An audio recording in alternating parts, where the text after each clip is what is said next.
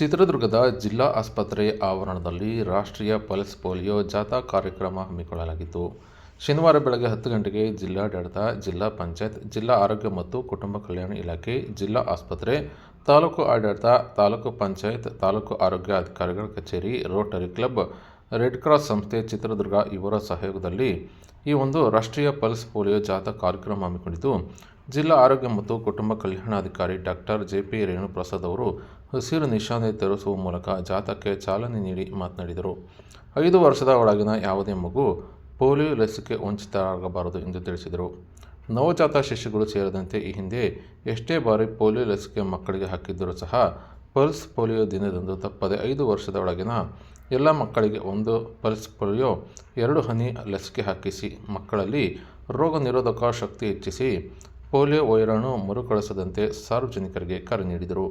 ಇನ್ನು ಜಿಲ್ಲಾ RCH ಅಧಿಕಾರಿ ಡಾಕ್ಟರ್ ಡಿ.ಎಂ. ಅಭಿನವ್ ಅವರು ಮಾತನಾಡಿದ್ದು, ಜಿಲ್ಲೆಯಲ್ಲಿ 4,12,426 ಮನೆಗಳು, 1,169 ಬೂತ್ ತಂಡಗಳನ್ನು ರಚಿಸಿ 239 ಮೇಲ್ವಿಚಾರಕರನ್ನು ನಿಯೋಜಿಸಿ ಒಟ್ಟು 5 ವರ್ಷದ ಒಳಗಿನ 1,26,361 ಮಕ್ಕಳಿಗೆ ಪೋಲಿಯೋ ಲಸಿಕೆ ಹಾಕುವ ಗುರಿ ಹೊಂದಲಾಗಿದೆ.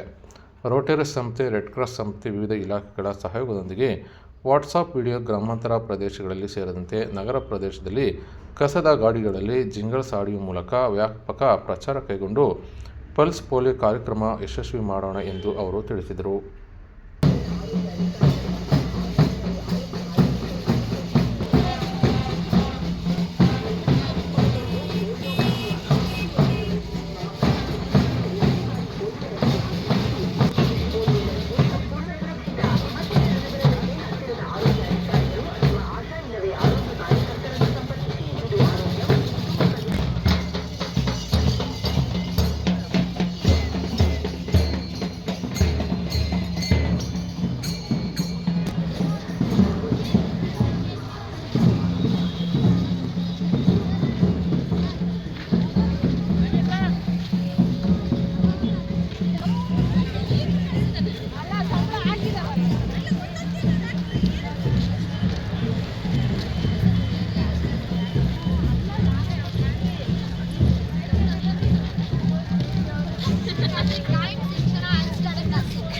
Super.